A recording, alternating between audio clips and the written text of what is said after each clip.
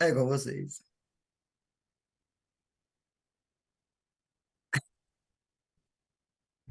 E com Depois, vocês, depois eu vou assistir essas aulas, porque eu acho que todo início de aula a gente está dando risada. Toda vez que começa.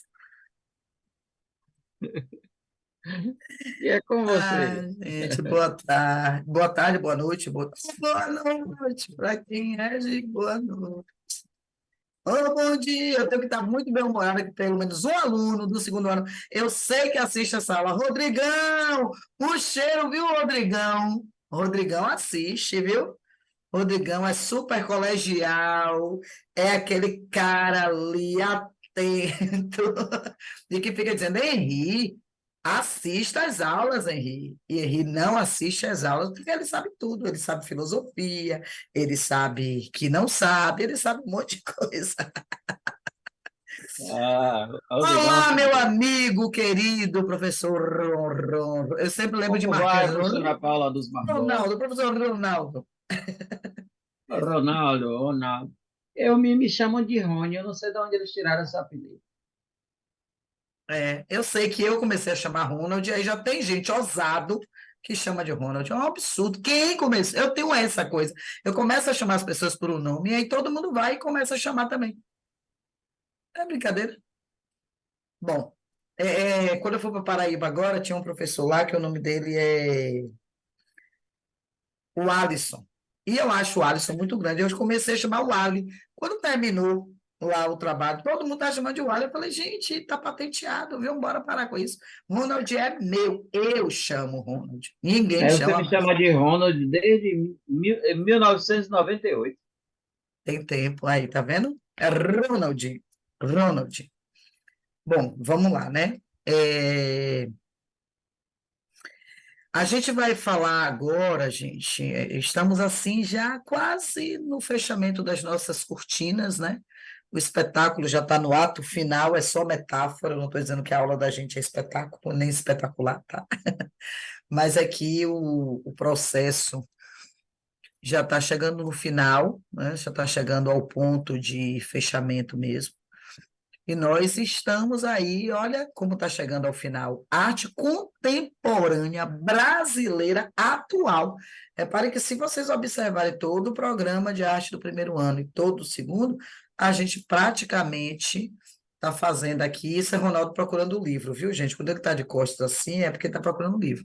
Então, Eu tava a gente procurando. está no processo já de falar de contemporaneidade no Brasil, sempre levando vocês a não esquecerem que tudo isso, primeiro, o programa todo do primeiro ano, unido ao programa todo do segundo, formam todo o processo do terceiro e da prova do Enem, sendo que a arte é muito presente na prova de linguagens, porque a arte é linguagem, tá, gente? Então, a prova do Enem não é português, é linguagens. A prova não é filosofia, sociologia, história, é humanas.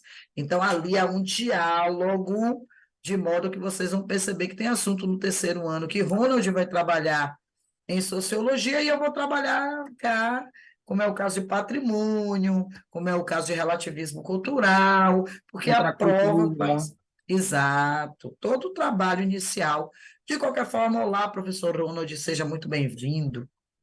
Eu estava ali procurando um livro, Ora, que não diga. não é que é arte contemporânea. Aí eu lembrei que eu tenho esse livro, só que onde ele andará? Aí eu vi o título Arte Contemporânea Brasileira Atual. Aí me bateu aquele negócio, é quando você, rapaz, eu tenho esse livro, eu tenho que dar uma olhada e ele sumiu. De vez em Ih, quando acontece isso. será que Mas então, nosso gatinho não está lendo, não? não, ela hoje está Tá de invocando. mal, Oi? tá de mal com a gente hoje. Não, ela hoje está meio birrada mesmo. Está lá pelo quarto lá dentro. Não sei se ela brigou com o Chico, quer ver ela briga com o Chico, desconta em mim.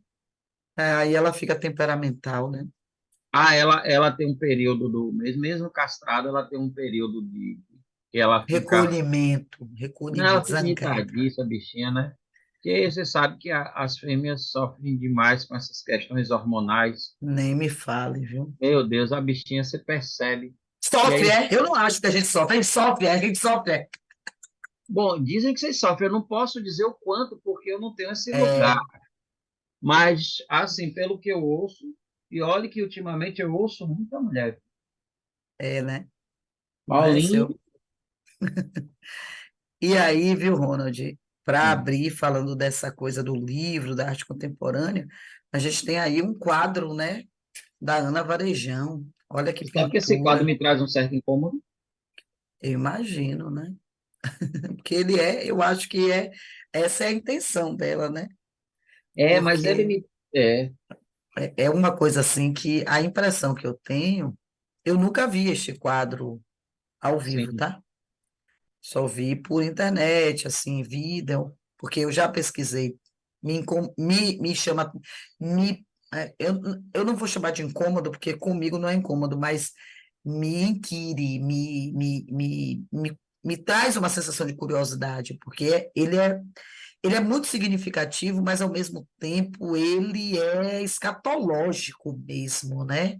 A impressão que a gente tem é que se tirar essa parte de azul, vai sair ali tanta víscera, tanta, né? E ao mesmo tempo essas mãos de sangue aí, não é? E uma imagem sacra de frente, né? Então, eu acho esse É. quadro assim sensacional, sabia? É, Ela, ele parece essa coisa sangrenta, né? Quando eu falo eu me causa incômodo, deixa eu até traduzir aqui. Mas, do ponto de vista artístico, muita coisa que me incomoda eu gosto. sim, sim.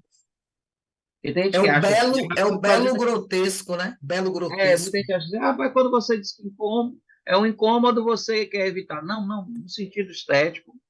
É algo que me provoca, sabe, os sentidos de uma maneira, como Paula foi descrevendo aí, eu justamente compactou com muita coisa que ela falou. E essa coisa mesmo de parecer que está abrindo as entranhas de algum ser humano, e essa coisa do sangue, né? Parece que limpou a mão ali depois de ter é, É, menina, é cortado, forte, sabe? né? Parece que saiu limpando a mão, assim. É E muito assim, visceral, né? co- Muito. quando ela fala, a Varejão, né? Ela diz assim que. E eu entendo, toda vez que eu olho os quadros dela, eu entendo o que ela está dizendo, porque quando ela chega no ateliê, ela diz que precisa ficar em torno de uma hora se desconectando do mundo lá fora, de tudo, para então ela entrar na arte. Assim, quando eu assistindo os vídeos dela, eu ouço isso. Eu imagino que é totalmente necessária essa desconexão do mundo lá fora para que você consiga fazer um negócio desse, né? Sem esquecer o mundo lá fora ao mesmo tempo, né? Porque a gente ainda tem uma consequência disso aí, né? Porque o grotesco está o tempo todo, mas quando ela faz essa conexão, quanta coisa grotesca emerge em toda essa história construída pela igreja ao longo dos séculos, né? Ao longo da Idade Média, ao longo da Idade. É uma coisa muito séria. Eu fico imaginando, por exemplo, os corpos queimados na Inquisição em nome né, de crença, em nome de Deus, em nome de certo, errado. Né? Você tem aí um sinalzinho, você é uma bruxa, então você é diabólica, toma é queimar, toma é queimar. E como essa figura feminina sofre também, né? Porque bruxas são muito mais queimadas do que bruxos. As mulheres sofreram muito mais com Geralmente essa são os questão. bruxos que queimam as bruxas. Exato, né? Vamos lá. Eu ia fazer alguns comentários sobre esse seu comentário, mas eu vou seguir aqui, não é? Para falar dessas primeiras décadas do terceiro milênio. Repare que a gente está aí, deixa eu carregar aqui, falando de contemporaneidade. O marco da contemporaneidade, Ronald, é exatamente o pós-45, né? Essa década de 40, a gente já vai entrando da pós-modernidade para a contemporaneidade.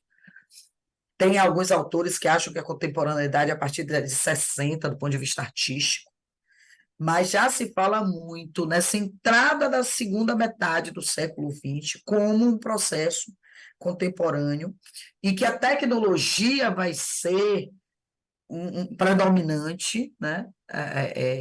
E agora a tecnologia é mais predominante ainda. Eu fico imaginando, eu não estava nascida em 45, nem em 50, nem em 60, só vou nascer na década de 70, mas o que significa para essas primeiras gerações, tão atreladas a uma tecnologia, né? Década de 60, de TV, década de 50, TV, telefone, popularização, década de 80, entrando a internet.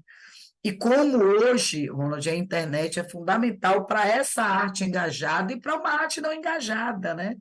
Da mesma forma que ela é muito fortalecida por esses novos recursos e mecanismos, ela também é enfraquecida, porque a gente chega cada vez mais ao momento em que é preciso questionar o conceito de arte, né? Mas aí, em 45, a gente está saindo, né, da Segunda Guerra Mundial mesmo, e com uma crise muito grande e com grandes mazelas da sociedade, a arte começa a surgir na rua. Então, você vai ter a street art, você vai ter a efemeridade, você vai ter a video art, sound art, performance, né? E observe que, a partir de determinado momento, grandes ícones artísticos vão ser performáticos. Você não pode falar de Michael Jackson sem falar da performance, né? Não é um cara que faz um show e canta. Você não vai falar de Madonna só como cantora. Você não fala de Lady Gaga hoje só como cantora. Então, há uma performance, há uma interação. Isso é um grande ponto da contemporaneidade, tá, gente? É a integração, a interação entre arte e espectador. E, ao mesmo tempo, entre arte e os acontecimentos do cotidiano, né? A gente é rico, o Brasil é rico em grafiteiros, você tem os Gêmeos, você tem aí o Banksy, você tem o Cobra, né? Cobra que tem inclusive algumas coisas também em Salvador, e a arte começou a ganhar o cenário fora dos, e não, a gente não pode deixar de citar o Museu do Inhotim, né, lá em Brumadinho, que tira desse conceito de arte, da galeria, só do museu, a arte ganha a rua, inclusive com leis municipais, como em São Paulo, que liberam a arte ser feita nas ruas como forma de profissionalismo, né? Então, na Avenida Paulista, em Buenos Aires, você vê muito isso. Você vai andando e tem um casal ali dançando tango, ali na frente tem uma pessoa recitando poema, ali tem um cara tocando guitarra, e isso é forma de sobrevivência, e o argentino passa e bota ali 20 pesos, 50 pesos, na Avenida Paulista as pessoas também pagam, que é uma coisa com a qual a gente ainda não se acostumou em cidades como Salvador. Pode chegar, viu, que eu estou esperando. Não, você falando dessa questão de como a arte, a internet, essa situação do cotidiano, né, vai impactar essa arte que a gente pode chamar de uma arte muito ligada. E é interessante que você vê pessoas jovens, né, adolescentes, que desconhecem totalmente, sabe? E não tem nenhum tipo de conexão com, por exemplo, outro dia eu estava falando na sala, no segundo ano, sobre, o me perguntou o que era grafite, que ele não conseguia saber diferenciar grafite, o grafite do pichador. Aí eu disse, olha, aí a gente tem duas questões que a gente separar, mas com cuidado, até porque quando a gente fala da questão urbana, a tendência é você dizer, olha, quando o cara pinta uma parede ali, alguém vem e coloca um símbolo, e vem outro e coloca outro. Tem uma linguagem urbana que a gente precisa ter muito cuidado para não chamar de vandalismo, né? Dizer, por quê? Porque está dialogando com alguma coisa. Porém, o grafite já se estabelece como arte. Inclusive, eu gosto muito de um cara no Instagram, que ele tem um lema que é Chora Photoshop. Ele mostra os grandes artistas, né? Principalmente artistas de rua pelo mundo inteiro, e aí ele mostra as técnicas, ele tenta mostrar aquilo num minuto que ele tem, né? As técnicas desse pessoal, como tem umas coisas que o cara faz ali em poucos segundos, e aí ele mostra, porque ele diz assim que as pessoas estão perdendo o valor da arte para essa coisa do Photoshop. Eu não preciso Sim, ter uma técnica, eu vou lá e ajeito, e não, e eles mostrando as pessoas fazendo na rua. Então é muito interessante quando tem também essa coisa da arte engajada, essa arte que está ali discutindo com problemas sociais e principalmente problemas urbanos, com protestos, né? E na música tem muita coisa também sobre isso. O e ao problema é que mesmo tempo, né, Ronald, só para não não, perder sim, essa sim. chance, trazendo uma cara nova para o espaço urbano, né? Porque é diferente uma cidade toda cinza ou toda branca e uma cidade com umas pinceladas. Não precisa ser uma poluição, mas essa pincelada de cor na cidade dá um tom diferente ao dia, você não acha, não? Acho que tem até uma coisa que assim é um pouco denúncia em relação ao uso atual, principalmente na cidade de São Paulo, das barracas de revista, que elas não são mais barracas de revista. Elas estão ali como barraca de revista para colocar uma propaganda grande, que é do tamanho da barraca, onde É não se mesmo. pode colocar um outdoor, né? Então coloca ali e faz aquela propaganda grande ali, e o pretexto é que está vendendo revista. É É uma mesmo. banca de revista. Que E, revista, né? e tome poluição, né? Isso. E o pior de tudo é que, assim, só a propaganda é colorida, a barraca é cinza, o ponto de ônibus é cinza. Tá aí uma coisa que você chamou a atenção que é muito interessante, né? Que assim, as pessoas questionam essa arte de rua, mas não questionam a publicidade exagerada em tudo que é canto. É. A Porque, poluição visual que é muito grande, né? nossa, menina, é impressionante de causar, em mim, por exemplo, causa inclusive irritação. Você sabe uma coisa que me irrita muito? Você às vezes está indo ali na paralela, aí tem alguns lugares que ainda resta um pouco de floresta, né? E aí aquele espaço de floresta que é para você apreciar, de repente tem Tem uma um trilha outdoor na frente, imensa, enorme, enorme, e com uma tecnologia, porque agora os outdoors têm uma tecnologia, um negócio que muda e que é, sai do bidimensional para o tri, tem um negócio que vai assim para cima de você. É verdade. Tá aí, é verdade. Que é e aí uma o pouco coisa que você tem incômoda. de paisagem termina sendo nessa essa paisagem de selva de pedra, né? É.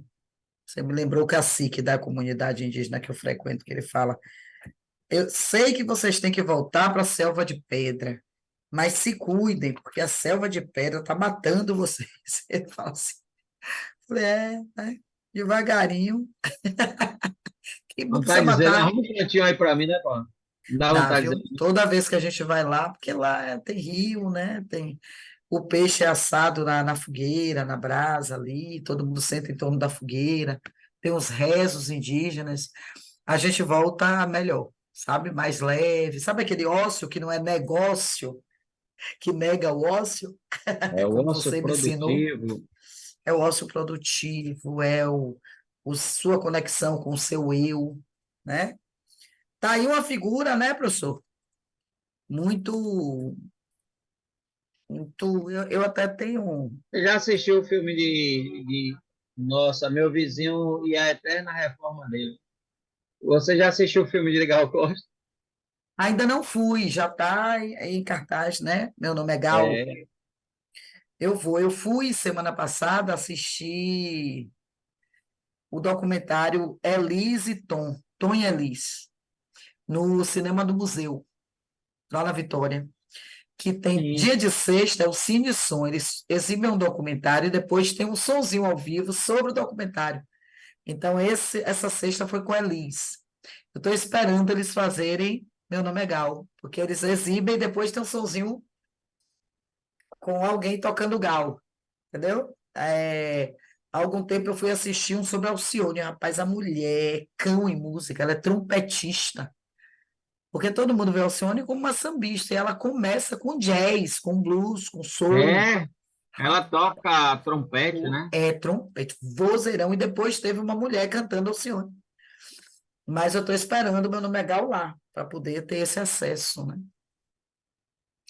Bom, mas aí a gente estava falando exatamente dessa coisa da arte engajada, e surge uma figura especialíssima no Brasil chamada Zuzu Angel, né? Do Índio, que Zuzu figura. Angel, que vive uma arte. Tem um Ela é filme, né, esteticista, Paulinha? tem um filme com o nome dela, Zuzu Angel. Vale a pena, viu, gente?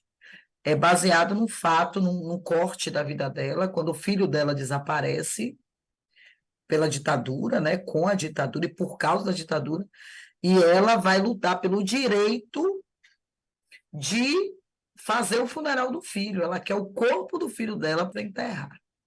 Isso é tão psíquico, né, Ronald? Porque uma mãe que não vulnerabiliza o filho, ela vai eternamente esperar o retorno dele, né? É, porque o luto faz parte de um ritual necessário para que você consiga viver pós. E Sim. quando não tem um luto, você fica na expectativa, É como se não houvesse morte, né? né? A morte no sentido de morrendo a cada dia sem uma possibilidade. E não tem nem. Porque o problema é assim: dado uma situação que você tem uma esperança, bem, mas você não tem esperança e ao mesmo tempo não tem a certeza, É. Não tem nada, né? nada. Nem o filho que chega e nem o filho que com certeza foi. E ela fez um luto assim, indo para cima também, né? Que é um Uhum, absurdo você, como pai, como mãe. Eu fico imaginando a dor disso, né? Porque, independente, às vezes é um irmão, um amigo próximo, mas filho tem a questão visceral, né? Mãe é um negócio meio. Por mais que a gente tente ser terapeutizado, é algo visceral, e o que é visceral é muito difícil você. nada. É a única coisa que eu digo aos meninos quando liga, eu não seguro eles na sala. Minha mãe tá ligando, vai lá atender. É, Porque senão daqui a 15 minutos ela bate aí na porta. é uma relação muito especial, viu? De filhos. Eu tinha muito fortemente com minha mãe, é uma referência em minha vida, mesmo não estando entre nós, é uma referência. Para mim, ancestralidade é a raiz mais profunda que a gente tem, a maior conexão que a gente tem. E com Vinícius, né? Não Sim. tem como, né? Não ser. Mesmo eu, cada dia, dando um passinho de desconectar, no sentido de entender que as dores dele são dele, que ele precisa viver, é um negócio estranho demais. É muito estranho, porque você ainda sente, tem coisas que ele fala que eu sinto que ele está sofrendo aí. Vem a Paula, que já tem uma caminhada, que diz: Ó, isso é dele, deixa com ele, pare, reflita, vá para o banheiro, respire, porque você não pode intervir. Então, por mais que isso esteja no meu consciente, eu faça lá no meu coração, porque o meu sonho é não sentir isso no meu coraçãozinho, né? Mas é visceral relação mãe e filho, gente, é um negócio que não dá para explicar, não. Não sei que porra é não, mas tem uma conexão ali no útero que é com todo o seu organismo, que é cerebral e que é energético. 9 meses ali, você nutrindo, é uma coisa só, que você sente, a criatura sente, entendeu? E não é fácil, não, né? Agora, tome seu vizinho, dá para ser realmente mais leve, né? É o seu gato, é?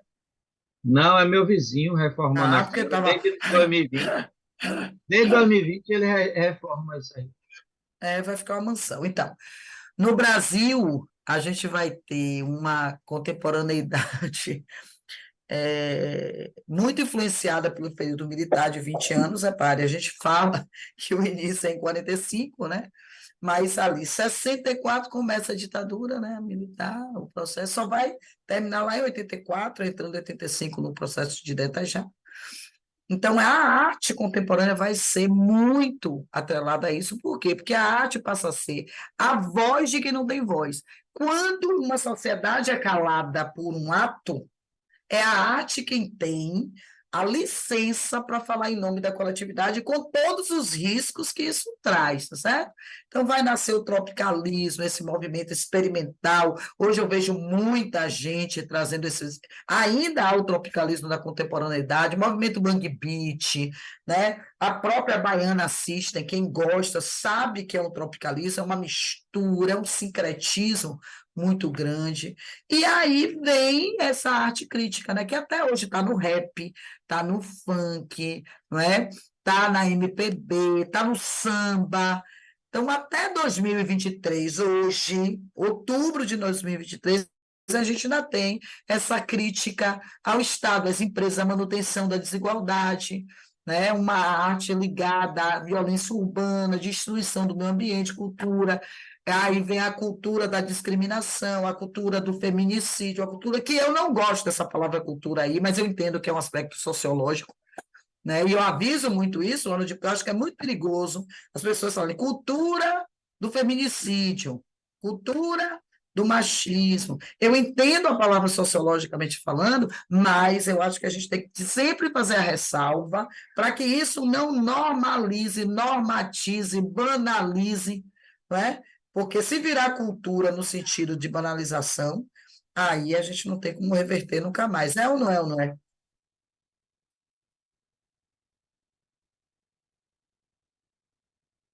É Aí. estabelecer essa ideia, né? Me liguei aqui para vocês não sofrerem com os bate-com aqui.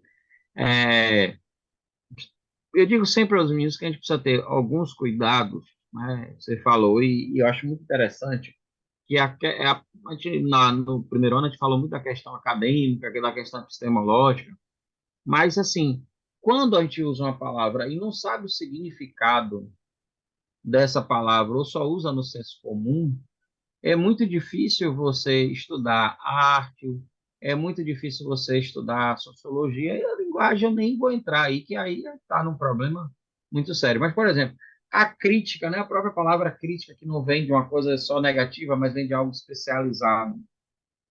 Então, quando você estabelece um lugar para uma discussão acadêmica, hoje mesmo a gente tem toda essa produção artística, toda essa produção, né, intelectual dos períodos da ditadura militar, e aí você pega uma galera que pega uma coisa ou outra, tenta reconstruir uma questão histórica que não tem nenhum paralelo com aquilo que de fato aconteceu, né? Então, eu acho muito interessante essa questão do Hegel de entender a história nessa dialética histórica a partir de elementos da arte, da música, da pintura, né, da literatura, e aí vai, né, do cinema, tudo. Porque não é possível que, num momento, várias pessoas produzam coisas que não existiram. Então, a arte ela entra dentro dessa questão, né, do contexto, trazendo um contexto histórico, né? E que não é só você dizer, ah, mas fulano disse isso. Sim, mas tudo isso aí como patrimônio, como legado daquele momento, não funciona? Uhum. Então, a E ideia aí, da viola... Oi? não pode seguir. É, estou dizendo Não, e que toda sim. essa ideia das lutas, não é porque o século XX, eu digo, está dizendo isso hoje para os meninos, quando a gente fala de movimentos sociais, está muito atrelado ao término da Segunda Guerra Mundial ao retorno de uma ideia de democracia, né? E a ideia de que da liberdade, da vida e dos valores, são ideias universais de igualdade de direitos, né? Então, quando você vê, por exemplo, uma mulher lutando ali para ter o mínimo que se espera, né, que é uma mãe poder enterrar o seu filho, é o mínimo, sabe? Não tem nem o que Não tem nem o discutir. que discutir. Pronto, a gente disse na mesma hora. Não tem. É o base, não é nem básico, sei lá, é como você perguntar num país desenvolvido o que acontece se uma pessoa estacionar numa vaga de idoso. A pessoa vai dizer, não existe isso, não acontece nada, porque não acontece nada, porque isso não acontece, entendeu? É tão elementar, Watson, meu caro Watson, é tão elementar.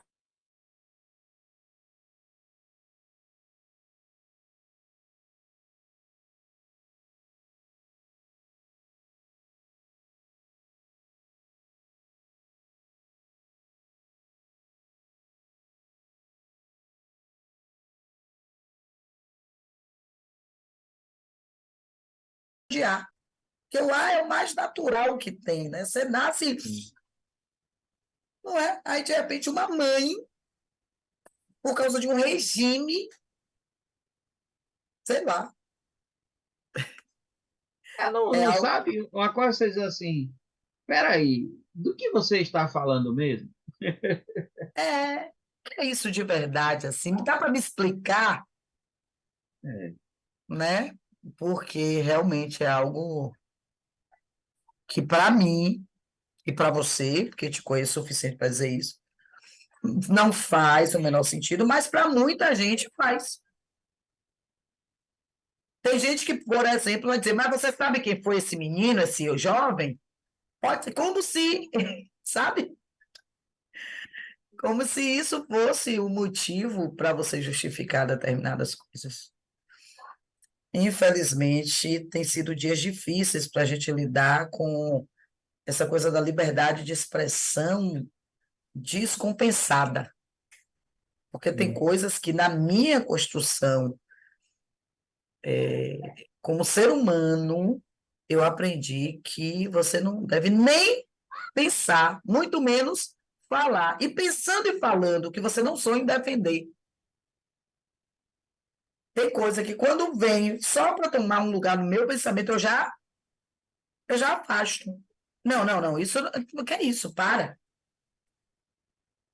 E se eu ousar pensar, aí eu tenho uma chance ainda de não falar. E se eu ousar falar, eu me nego a pensar em defender. Porque, para mim, estar falando sobre isso já é um absurdo.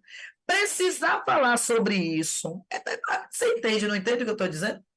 Porque Rapaz, às eu vezes eu me entendo. ouço. Sabe o que é, Ronald? Porque às vezes eu me ouço e fico pensando assim, meu Deus, tem cabimento isso que eu estou dizendo aqui? Não parece sentido, porque é preciso dizer, porque hoje a gente se acostumou a dizer o que é absolutamente óbvio, óbvio.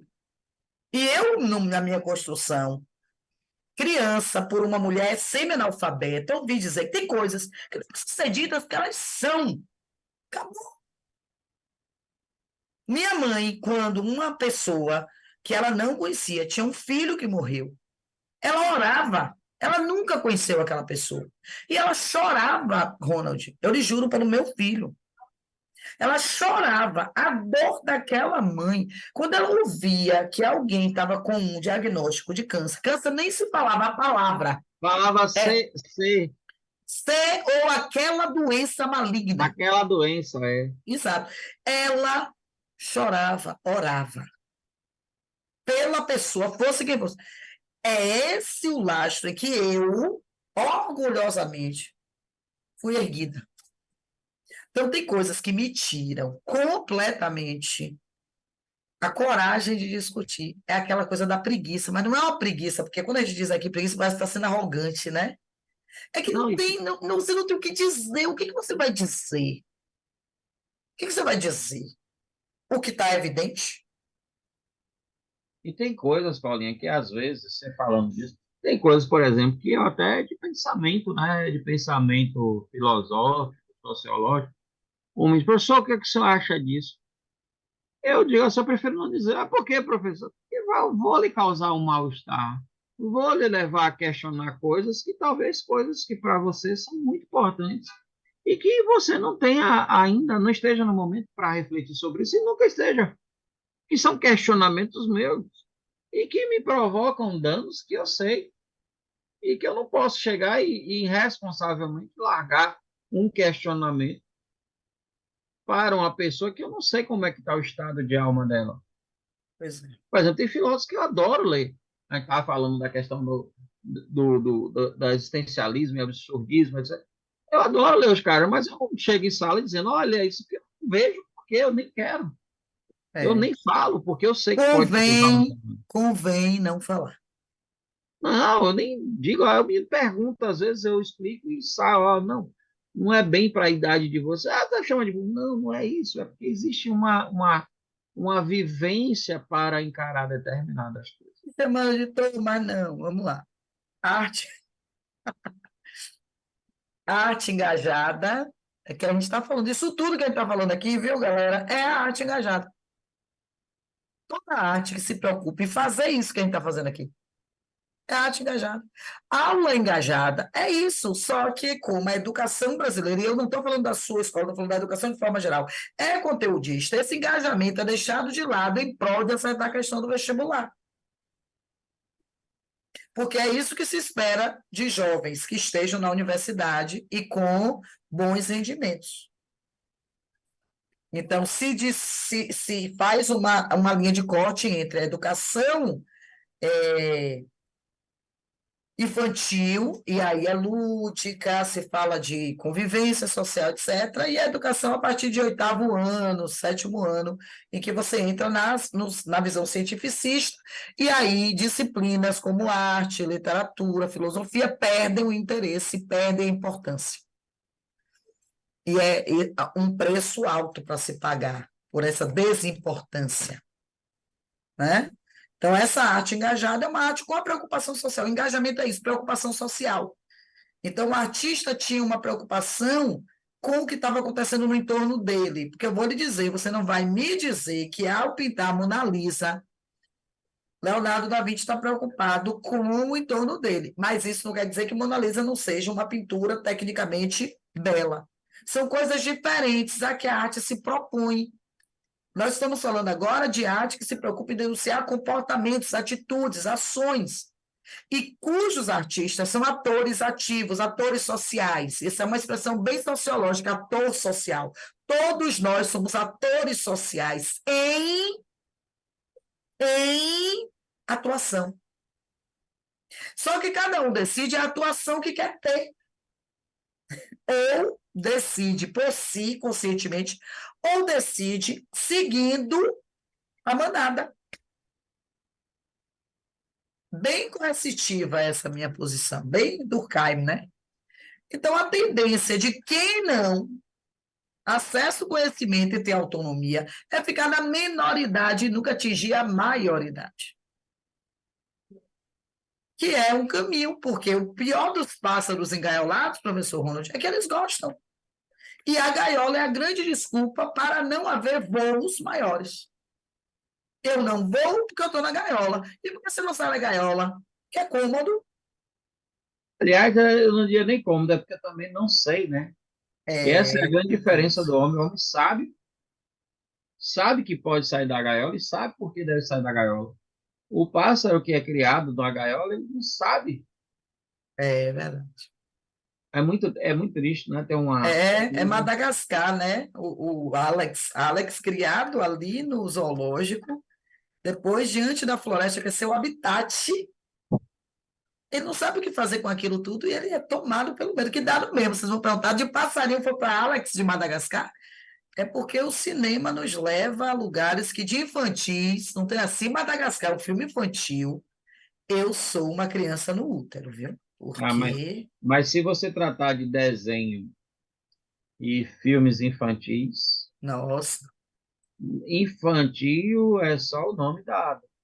é só animação, né? É, É mas só. infantil não É. tem nada, nada, nada.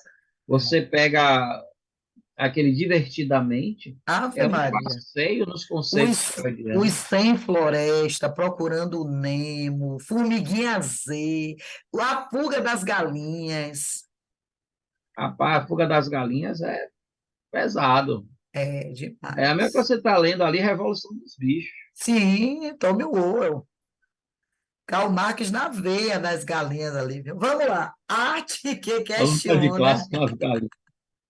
expressa contentamento ou descontentamento com situações. Então, a arte engajada, repare como repete exatamente o que a gente está fazendo, você pensar.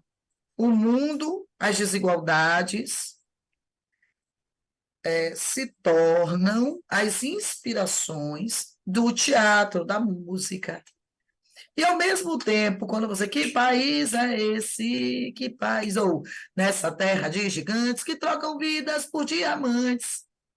Quando o cara canta isso, e há tempos são os jovens que adoecem, e há tempos o encanto está ausente, a ferrugem nos sorrisos, e só acaso estende os braços a quem procura abrigo e proteção. Olha que coisa forte. E há tempos o encanto está ausente, a ferrugem nos sorrisos, e só acaso estende os braços a quem procura abrigo e proteção. Isso é a década de 80, viu, galera?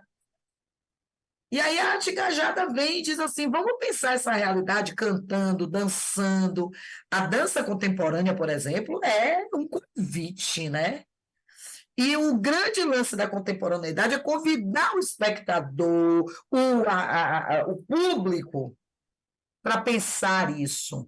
Eu vejo hoje, Ronald, de uma forma muito comum, a individualização da música, né? Cada um com seu fone ouvindo o seu estilo, porque a gente é de uma geração que se reunia para ouvir música. Compartilhar. Eu estava falando esses É, dias isso, eu estava dizendo que tinha eu estava falando da questão ética e dizendo que a questão de beber e dirigir não dá para você determinar, como antigamente tinha a questão do bafômetro, porque media uma quantidade de álcool numa pessoa e que isso é relativo até a própria pessoa. A pessoa pode consumir uma quantidade de álcool um dia e tem um efeito, e tem um outro consumir muito menos e tem um outro efeito. Aí eu estava dizendo que tinha um senhor que ele era doente, ele bebia muito e ele vendia carros, né? E uma vez ele chegou num bugre e aí ele encostou o carro assim, tá? A gente estava como meu pai gostava de dizer, aquela renca de adolescente tocando violão, todo mundo cantando, e a gente parou. E quando ele desceu do carro, ele estava, né, tomando todas. A gente, como é que você chegou? E ele disse, eu cheguei no tato. Aí Tavinho, né, um colega nosso, que é um excelente desenhista, ele fez um desenho dele saindo do bugre, só com a mãozona assim no chão e com a outra mão no volante. Eu tô dizendo, se hoje fosse essa era de internet, viraria o mesmo. Mas assim, eu estava falando, quando ele chegou, estava todo mundo ali cantando, tocando violão. Eu disse, aí o menino disse, como assim, professor? Eu disse, não, a gente se reunia ali, todo mundo, ficava cantando, tocando violão, cantando prosa ali. Aí eu disse, como? Eles ficavam a mesma música, todo mundo. Era a gente que cantava até. Ele ficou assim, tentando imaginar a situação, sabe, Paulinho? porque para eles é algo. E era na rua, não era dentro de um condomínio, era na rua. É, oxe, quantas vezes. Até quando eu vim para Salvador mesmo, assim, eu fui. Em 92 eu fiz o cursinho ali na Graça, tinha um grupo do interior. Até hoje a gente se fala. A gente descia, saía da Graça, ia andando para Campo Grande, passava ali no Museu da Bahia, na Vitória, eu descia para Barra, sabe? Caminhava para a Avenida 7. Eu pegava ônibus no TCA, eu pegava o corredor da Vitória todinho, sabe?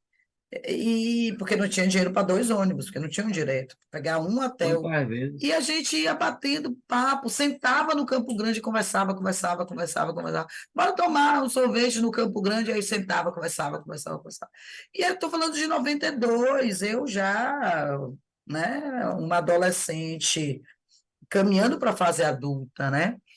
E imagine quando a gente tinha 14 anos, eu, no meu caso, interior, era missa, ia para a praça, jogava vôlei na praça, a gente montava a rede, né? Jogava frescobol na praça. Então é uma coisa assim de grupo mesmo. Hoje eu vejo a meninada, até quando joga jogo eletrônico com outras pessoas, porque o normal é jogar sozinho, cada um na sua casa, cada um tinha um Atarizinho, um convidava o outro, porque Atari era coisa de menino que tinha dinheiro, né? Então ia, ficava de tarde ali jogando, aprendia a brigar no jogo, com todo respeito, não saía no murro, né? Hoje o menino entra para jogar uma partida de futebol e bate no colega, sai de voadora em cima dos outros. Então, claro, a gente não está acostumado a conviver com o diferente, só se reúne com os iguais. Então, não tem discussão, né? Vai discutir o quê? Por que que eu penso diferente de você? Hum. É uma sociedade bem estranha essa, né? Mas vamos lá. Então, tá aí nossa Lígia, né? Essa, inclusive, é uma instalação dela, certo? Isso não é luz, isso são fios. É importante porque parece que ela está refletindo luz aí, né? São fios que descem do teto, tá? Nessa aula do primeiro ano, no primeiro ano que eu falei, eu acho isso assim tão interessante, porque lembra muito quando na igreja está se incensando, aí sobe aquele incenso, né, aquela, Sim.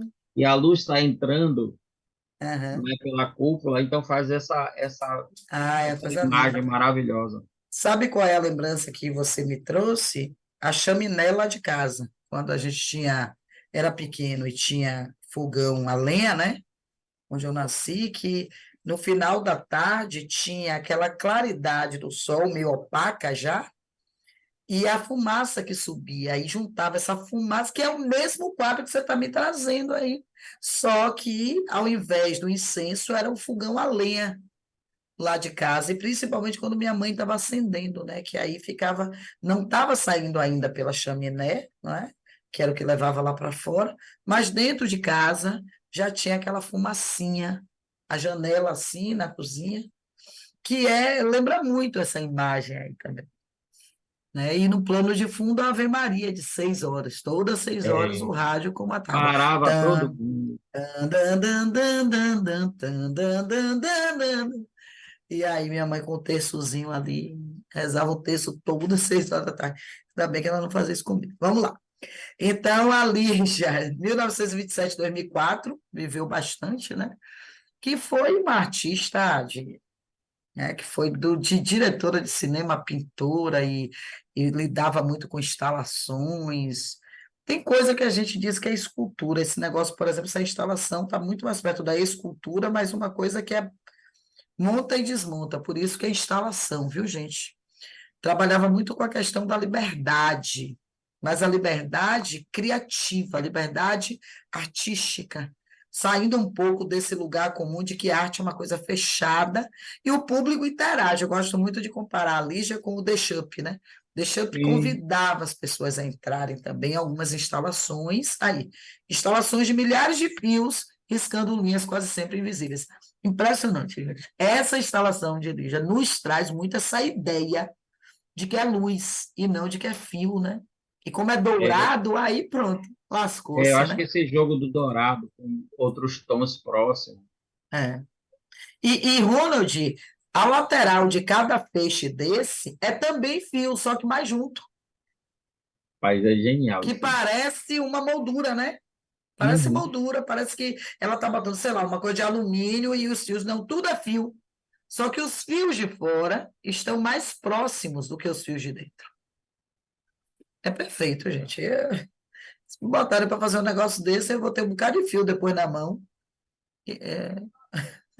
Bom, aí o Cildo Meirelles, que também é famoso, né? Um artista multimídia, que traz também uma questão relacionada à ditadura militar. Nessa época, repare que aqui, ó, eu trouxe para vocês a data da Lígia, né? Ó, 1927, 2004. Essa galera toda passa pelo processo da ditadura como já transitando para a fase adulta, né? Então, o que é viver na ditadura militar com 40 anos? Eu digo da fase adulta porque tem muita gente hoje que tem 50 anos e continua na casa dos pais como adolescente, né? Eles estão demorando a adultecer. E a gente era, quando com 18, 19 anos, a gente estava doido para sair de casa, né, mano? Já Quando não querendo tá doido para sair independência. de casa, alguém botar. É. E os pais faziam isso. Hoje a gente tem É, uma outra concepção, né? Mas eu acho que essa independência, essa coisa de vá viver sua vida, é muito interessante, né? De fazer suas escolhas. né? Então, a gente estava conversando sobre isso aqui ontem com o Vinícius, né? Vini dizendo assim, mãe, o que é que você acha de eu ir para a UFBA? Porque ele teve escolha para o segundo semestre, mas eu gosto do Cimatec por causa do laboratório, por causa dos projetos, né? Ele falou assim, porque eu não gosto de gastar o meu dinheiro. Eu estou pagando a faculdade porque ele paga com o recurso dele, né? Que o pai dá. Eu falei, velho, você vai perder um ano de sua vida indo para a UFBA, sabendo que lá é bom no Cimatec. Mas eu não gosto de gastar dinheiro. Falei, mas preste atenção no seu projeto.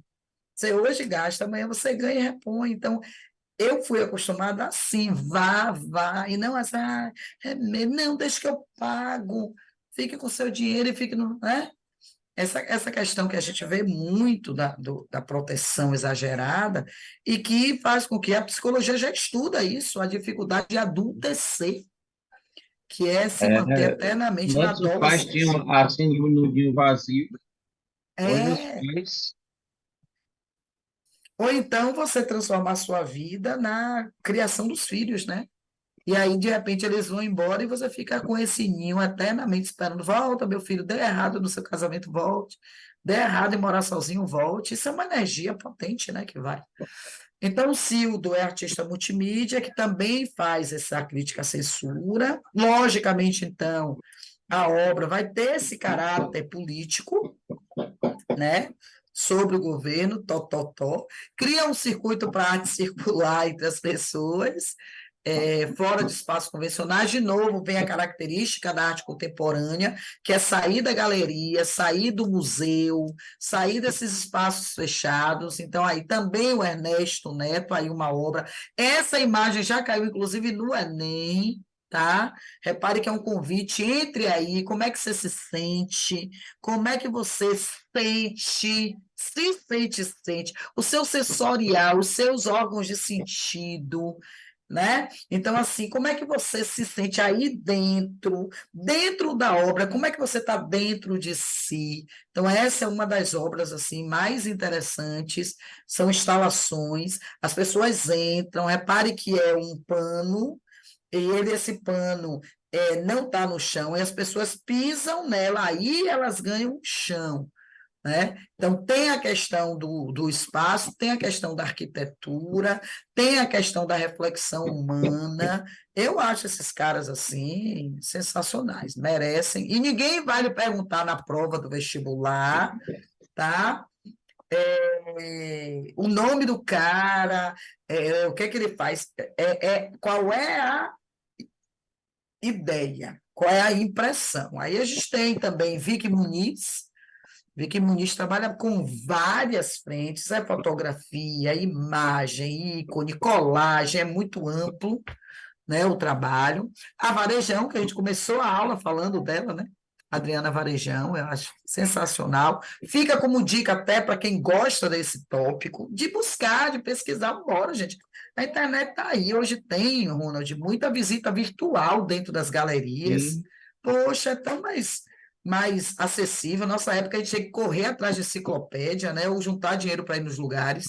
Tunga, que é escultor, desenhista, performático. Hoje a performance faz muito parte da arte contemporânea, né?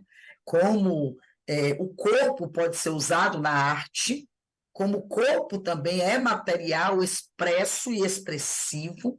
Muita gente tatua como forma de arte. Tem gente que faz enxerto. Teve um cara que botou o chifre aqui. Teve outro que arrancou o pedaço da bochecha para a língua sair para cá também. Tem gente que tira o nariz e só fica com as duas. Tem gente que quer virar o Ken, né, da Barbie. Tem gente que quer ser a Barbie. Tem tudo que é gosto, né? E o lixo extraordinário também, que é essa coisa de pegar o que é dejeto, pegar o que é resíduo e transformar em arte. Tem muita coisa. Aqui na Paralela tem, inclusive, uma sucata ali onde era um clubezinho que tinha show, onde agora, dia de sábado, é um monte de gente vendendo coisa. Eles pegaram sucata de carro e fizeram um robô com cabeça de dinossauro. Você já viu aquilo ali, Ronald? Muito legal. Muito interessante, muito. E Aí eu na vejo quando frente, eu vou para Vilas, como eu vou na van, aí eu não estou sim, pilotando, não estou dirigindo, né? aí fica Então eu observando, né? consigo observar, é muito interessante. Muito interessante. Aí no Rio Vermelho, sua área, você tem Uhum. ali no lago, Tem né, o da Tim, cachorro-vaca, tem um cachorro-vaca, ali na frente da Amaralina, no Lago das Baianas, tem um Zé Gotinha todo desgraçado, coitado, com material reciclado. O bichinho parece que perdeu a água, coitadinho. E aí a gente fecha, né? Não vou nem entrar aqui nas novas linguagens, que é da semana que vem. Eu gosto muito dessa parte de contemporaneidade, porque chega muito perto do que a gente vivencia, experiencia.